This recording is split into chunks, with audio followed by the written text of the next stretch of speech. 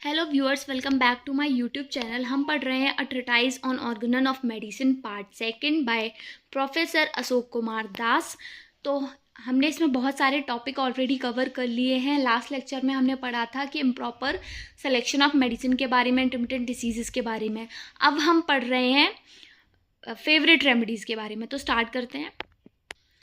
Favourite remedies के बारे में हैनीमैन सन ने अफोरिज्म नंबर 257 में बताया है।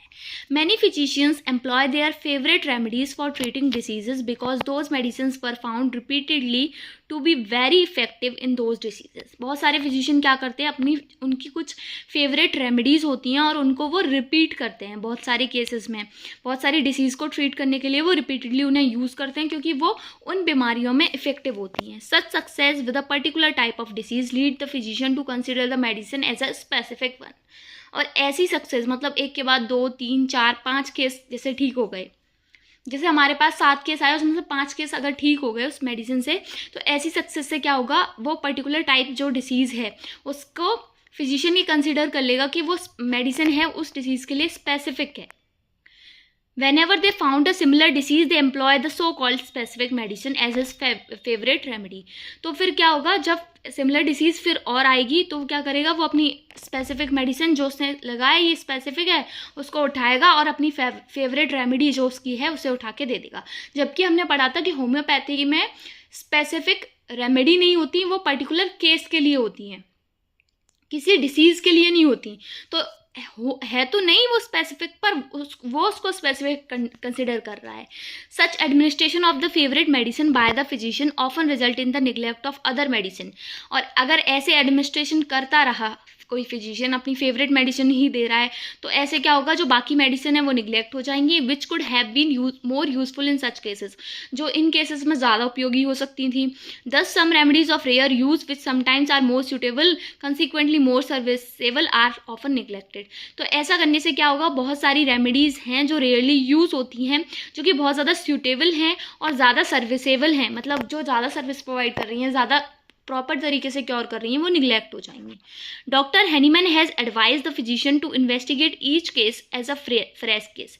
तो डॉक्टर हैनीमैन सर क्या एडवाइस करते हैं, वो कहते हैं कि फिजिशियन को क्या करना है, बिना किसी विदाउट एनी प्रिजुडाइज, बिना किसी पहले से बिना कोई जजमेंट बनाकर उसे क्या करना है, इन्वेस्टिगेट नहीं करना है, बिना कोई जजमेंट रखे उसे केस को इन्वेस्टिगेट करना है, तब मेडिसिन देनी है। The totality of symptoms should be ascertain and medicine should be selected on the basis of the totality of symptoms in each and every case. क्या करना है, उसे केस टेकिंग करनी है, टोटलिटी ऑफ सिम्टम्स एसर्टेन करने हैं, उन्हें select करना है कि कौन से सिम्टम्स इंपॉर्टेंट हैं, इवेल्युएशन करना है, फिर उस टोटलिटी के बेसिस पर उसे मेडिसिन सेलेक्ट करनी है और मेडिसिन सेलेक्ट करके उसे हर एक केस में देनी है, मतलब हर केस का उसे इंडिविजुअलाइजेशन करना है। According to him, a true physician should always take care to avoid making favorite remedies which often leads to failure.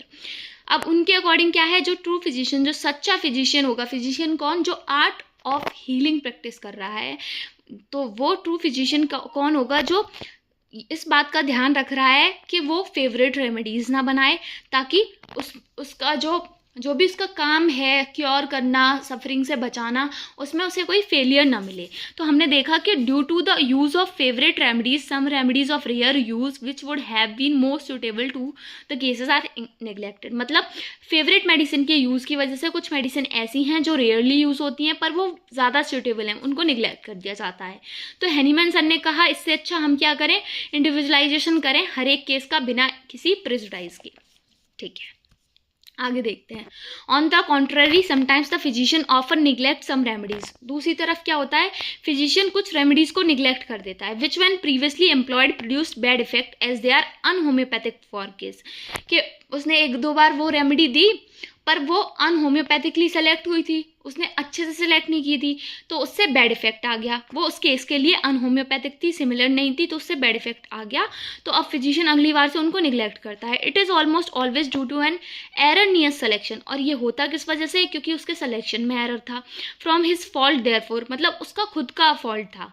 और they avoid them for other false reason, और वो दूसरे कारण भी हैं, कुछ ऐसे फॉल्स रीजंस हैं जिसकी वजह से उन्हें अवॉइड करते हैं। The physician must bear in the mind the truth that the medicine deserve the preference in every case of disease physician को अपने माइंड में, अपने दिमाग में ये रखना होगा, ये सच है, क्या सच है कि जो मेडिसिन है उसको, हर एक मेडिसिन को प्रेफरेंस देनी होगी हर एक केस ऑफ डिसीज में, विच करस्पॉन्ड मोस्ट एक्यूरेटली, जो कि करस्पॉन्ड कर रही है बहुत ही accurately to the similarity of the totality of characteristic symptoms. जो उस केस के कैरेक्टरिस्टिक सिम्टम्स हैं उनकी टोटलिटी आई, उससे सिमिलैरिटी, अगर जो मोस्ट सुटेबल मेडिसिन, उससे सिमिलर मेडिसिन अगर हमें मिल रही है तो हमें क्या करना होगा, उसको प्रेफरेंस देनी पड़ेगी। A physician should not avoid a suitable medicine because it fail to act in some cases.